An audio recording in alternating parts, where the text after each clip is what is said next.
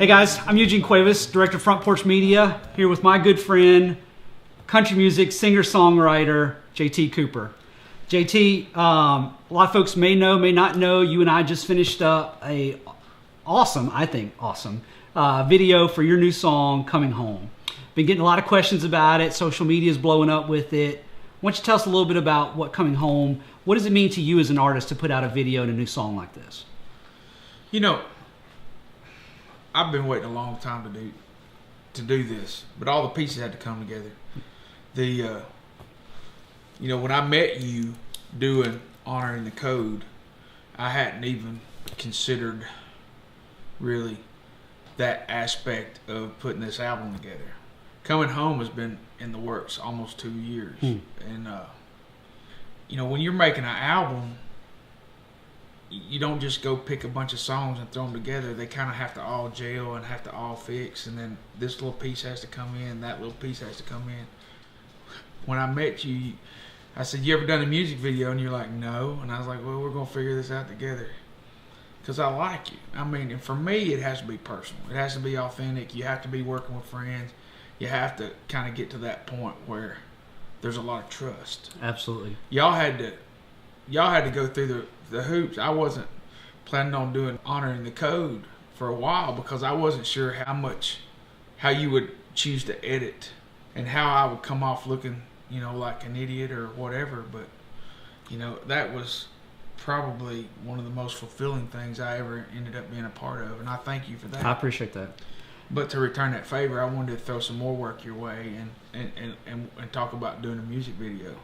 Yeah, I'd been camped out in the world of documentary for a while, and getting the opportunity to work on a music video was a new chance for me to kind of stretch my skills as a filmmaker, and dive off into something creative where, again, I'm working with another artist, and we're kind of figuring out this process together. The number one question I got? What's that? How everybody wants to know why it always says "Picked Apart" by JT Cooper at the end of it. We were learning. I mean, we were putting this stuff together. That's right. And I think on Coming Home, we learned quickly from Mr. No Apology. We learned a lot, but we're getting better. We're getting good at this. We're gonna end up getting better at it as I think time we goes almost on. know what we're doing. We almost got this thing figured out. That's right. For me, it was about the music and telling the story.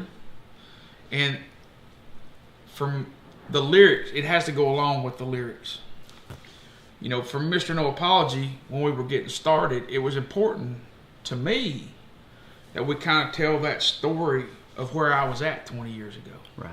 The lyric says, I'm not ashamed of what I listen to on the radio. It's kind of old school. I might have fit in better. Well, 20 years ago, I was getting shot at in Somalia. And, a lot of people come to Nashville as a 17, 18-year-old, 16-year-old, 14-year-old if you're on American Idol. That's the model, right? And the model is, you come to Nashville, you make your little core group of friends, and you kind of follow that along. Well, I didn't get here till I was 26. And there's other people that have came in later, but it's a lot harder to start from scratch when everybody already has their little cliques. Right. And I think, you go back to the soldier side of it, there's a lot of us that have to come back from being in the military. And we're trying to fit into a society where a lot of people have already established themselves. And, now you're 26, 28, 29 years old, and you're coming into a deal. And, there's kids that's graduated college that's been out working since they were 23, 24, and you miss that social clique. Right. Plus, you've had those life experiences that other people haven't had. And, I was, talking with Dave Corlew with The Journey Home, and he's like, you can't put a 23-year-old combat vet in a dorm room with an 18-year-old that's throwing spitballs and call them both freshmen. Right. I mean, that's They're the dynamic. Right. You're coming from two different places in life. And yes, we got to come back and prove ourselves. We got to come back and show that we can adapt. And that's even harder when you have PTSD. And for me, I got to Nashville in 1997, but it was a good 10 years before I was comfortable enough to start writing about what I had been through. Well, there's an authenticity when you're speaking about that unique experience as a combat veteran coming into this industry that has a very common model that it tries to fit most artists into. And not only are you coming from a different endpoint, but then what you have to say as an artist is unique. And I think that's what's been interesting to me in partnering with you on these things, is that it's interesting for me as an outsider watching you kind of figure out your own way of doing it. You know, my life in a lot of ways is a book, and it always has been, and I just had to figure out how to make it an open book. I had to figure out how to take the songs and be authentic in a way. I'm not the only one that's ever went through combat.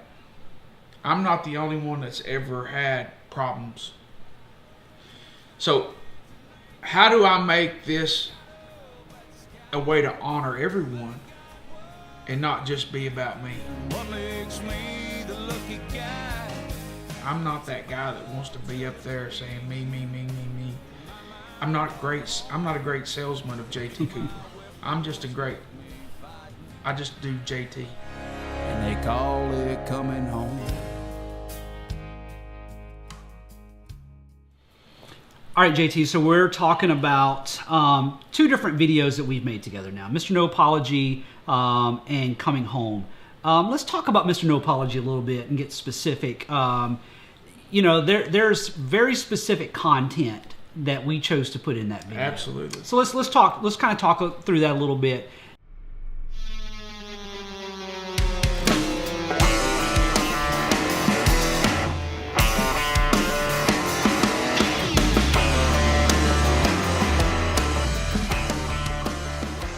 In honoring the code, General Boykin called it a transcendent cause. My transcendent cause is to teach the next generation of why America is what it is. We all have an inheritance from our forefathers. A lot of times that inheritance today gets lost in society. Social media has become the topic du jour. Right. And everybody gets these little glimpses and micro bursts. So for me, when we were doing No Apology, my vision or my thoughts on that was always to bring in that social media element of having these pictures flash. You know, you get Charlie Daniels, you get Marshall Tucker, you get those pictures of all these guys that influenced me. I might have fit in better 20 years ago when I was not out getting shot at. But when I come back, I knew who I was. There's no doubt that JT Cooper is going to be a combat vet the rest of his life. There's no doubt that JT Cooper has joined that fraternity. Right. And I also know that there's no atheist in a foxhole. Jesus loves me, I'm a simple guy, I know what I believe. So Jesus loves me, I'm a simple guy. That's a Charlie Daniels thing. Know what I believe, know that I'll survive. That's a Bo Cephas thing. I wanted to pay homage to the guys that helped get me through some of the stages in my life where I knew I needed some inspiration. Music to me is, tell this story sometimes. We had this PSYOPs Humvee that was outfitted with these 18-inch woofers. And every time we'd start to go out of the gate in Somalia, they hit play on this track. And that meant for the Somalis to get out of the way because we were coming down that street. And if they were in the way, we weren't stopping. Because stopping means you get ambushed. So when we turn that music on, if we're going down the street and you don't move, you're going to have a problem. The minute they hit play on that, the first song we heard was Enter Sandman by Metallica. And the minute I hear that noise, I know it's time to lock and load because we're about to roll out. We never carried loaded weapons in the compound. We always locked and loaded as we were leaving. When I hear Enter Sandman, I hear and everybody slapping that magazine, right, pulling the bolt back, letting it go forward and putting one in the chamber. And sometimes music's so powerful that I really do think that I can still smell that gun oil. And, you think about Sweet Home Alabama and being 16, 17, 18-year-old at the lake. That's the kind of, to me, that's where I wanted to write something that transcended generations. Does that make sense? Absolutely. I had a little Sony Walkman, and I had a cassette tape. And after Black Hawk Down, I sat over there and I just hit rewind, play, rewind, play, rewind. And I sit there and listen to Alive by Pearl Jam. And it said, whoa, I'm still alive. And then Jeff Cox threw a boot at me across the room and says, that ain't country, shut up. And he used to say, everything ain't country, JT. Everything ain't country, Coop. Stop singing. And you know, it was one of them things that I'll always remember as, you know, just part of the love was the boot throw, you know. And so part of what I'm hearing is that music for you is not just something you do as an art form, but music is part of your story as an individual, and thinking about music that has situated you into a particular place and time, music that you have used to work through certain memories and experiences, and now creating your own music. It's a chance for you to kind of tell some of those stories. Absolutely. I got a video in from a kid in Texas, and he's sit down and tried to figure out how to play Coming Home.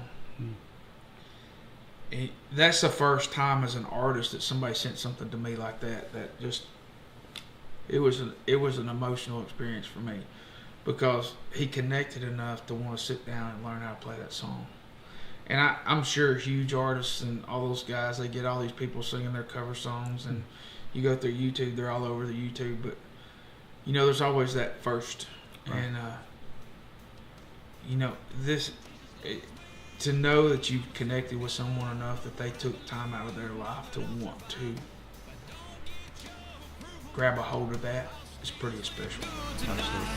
I'm gonna keep on being me. The stars and stripes say I'm free. Thanks to some good old boys like my Uncle Sam. All right, JT, so we're talking about the music video for Mr. No Apology. There are lots of cool static images that we have in there, but we actually got to shoot in some neat locations. Let's talk about those locations a little bit. We went up to the Veterans Cemetery in Nashville. There's some really cool stuff up there. There is. Those tombstones, that's a place that I go every once in a while just to remind myself that I'm not there. You know, for me, a little solitude sometimes goes, you know, I think for a lot of veterans, it goes a lot deeper than just passing one. Sometimes you've got to stop in there and remember that you're not there you're still trying to figure out why. For me, one of the number one things that I dealt with when I came back was survivor guilt. Why am I here and somebody else isn't? Why isn't, you know, Cornell here? Why isn't Jimmy Joe here? They both had families. I didn't. So I think the number one problem is survivor guilt. So that's there's a lot of me in that. I mean, from the faith, you know, we took the still picture of me with my head bowed, you know, and saying a quick prayer at a concert. That, you know, that's what I do. I mean, it's about God, the flag, and family. That's what country music, you know. Harlan Howard said that country music was 3 chords and the truth. And the authenticity of it is really important to me. And JT Cooper is 3 chords and the truth, God, the flag, the family. You were talking about earlier guys like Charlie Daniels and Hank Williams Jr. and how they've influenced you. I know that's one of the things that I hear as I've shared your music with people that know country music and the history of country music really see your music as something hearkening back to an older style. Something new to say, but something that is more of those roots of country music.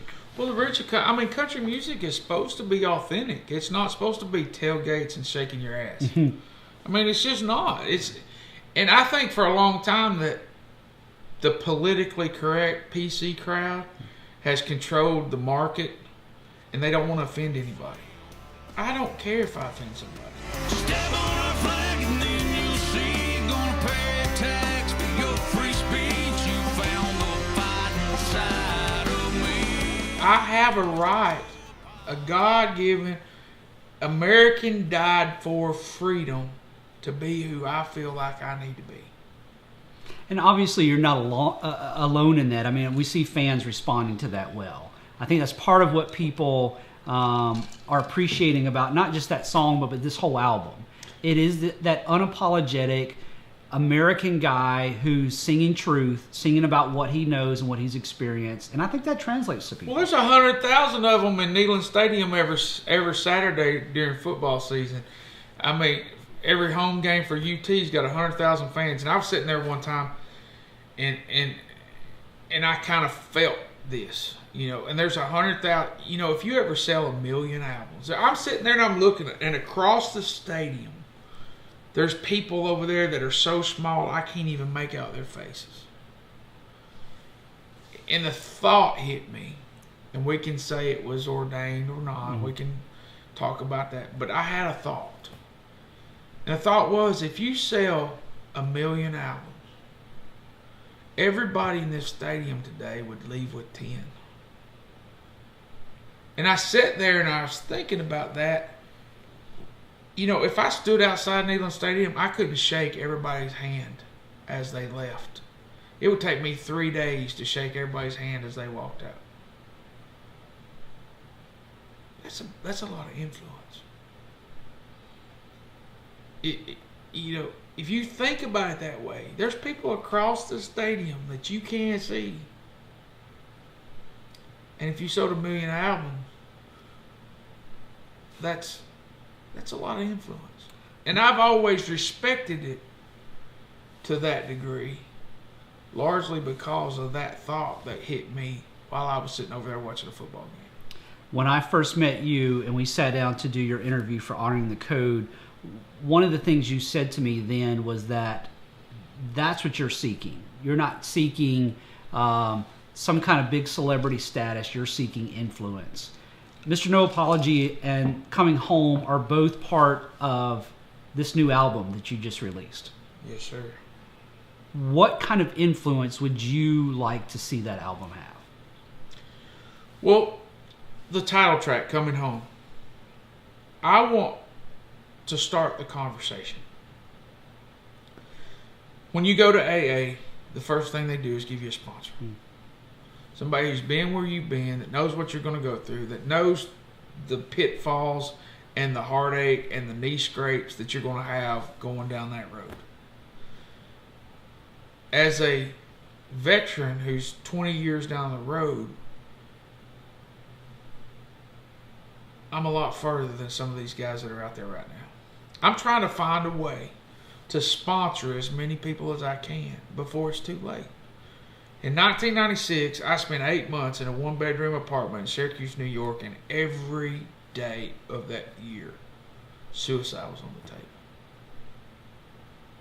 It's just the way it was. And basically, you know, I had a little talk with a higher power.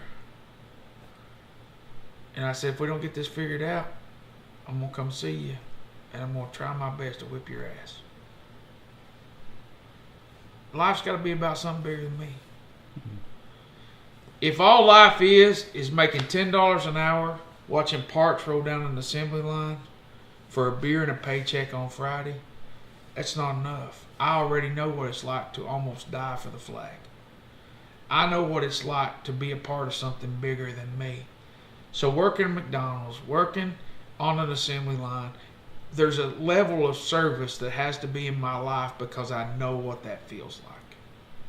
That ache, that longing, that missing of something has 100% to do about being part of something that's bigger than yourself.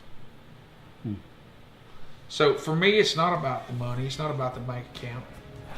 It's about having influence. Mission's not complete.